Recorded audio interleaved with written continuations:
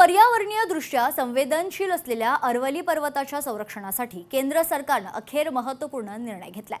सरकारने अरवली पर्वत रांगांमध्ये नव्या खाणकामासाठी परवाने देण्यावर पूर्णपणे बंदी घातली आहे। आता अरवली पर्वत रांगांच्या कुठल्याही भागात खाणकामासाठी नवी परवानगी मिळणार नाहीये, असं केंद्रीय पर्यावरण मंत्रालयाने राज्य सरकारला स्पष्टपणे सांगितलंय।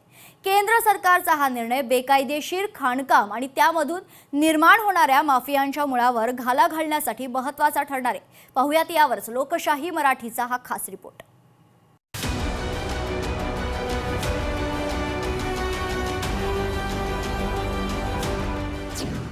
पर्यावरण प्रेमींच्या तीव्र विरोधासमोर केंद्र सरकार झुकलं।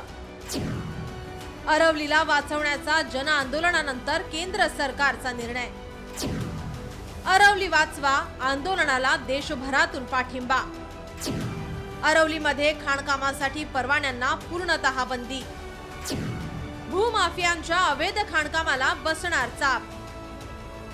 अरवली पर्वत रांग जैवविविधतेसाठी अत्यंत महत्त्वाची मानली जाते, मात्र तरीही केंद्र सरकारने फक्त 100 मीटर किंवा त्याहून उंच असलेल्या टेकड्यांना अरवली मानले जाईल असे नवे निकष जाहीर केले होते। त्यामुळे अरवली प्रदेशाचा मोठा भाग संरक्षणापासून वंचित राहणार होता। या निकषांमुळे अवैध खाणकाम आणि अनधिकृत बांधकामांचा मार्ग मोकळा होणार होता। याचा भूजल पातळी, हवामान संतुलन आणि जैवविविधतेवर गंभीर परिणाम होईल अशी भीती तज्ञांनी व्यक्त केली होती। सरकारच्या या निर्णयामुळे अरवली वाचवा ही मोहीम हाती घेत स्थानिकांनी रस्त्यावर उतरून आंदोलन केले होते। समाज माध्यमांवरून हे आंदोलन देशभरात पोहोचले। अखेर केंद्र सरकारला त्याची दखल घ्यावी लागली। केंद्र सरकारने आता त्याचा निर्णय रद्द केलाय। जमिनीपासून 100 मीटर उंचीवरील भू आकृतींनाच अरवली पर्वत रांग मानणार। केंद्र सरकारच्या नेतृत्वाखालील तज्ञ समितीने सुचवली होती नवी व्याख्या।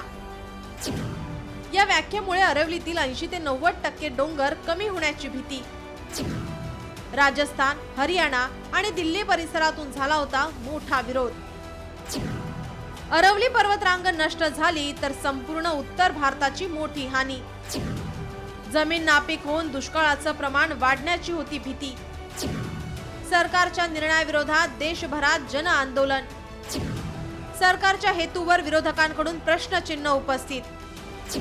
अखेर सरकारला झुकतं माप घेत निर्णय मागे घ्यावा लागला। पर्वत रांगांमध्ये बेकायदेशीर आणि अमर्याद होत असलेल्या खाणकामामुळे मोठ्या प्रमाणावर हानी झाली आहे।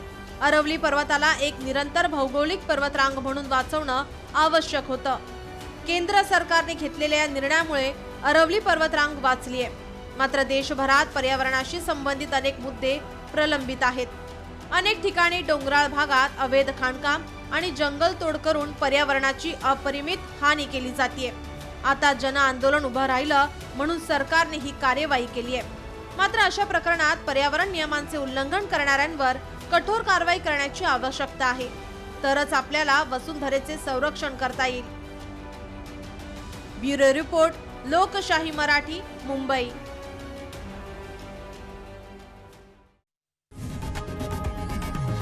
लोकशाही मराठी ऐका, पहा, जागरूक रहा।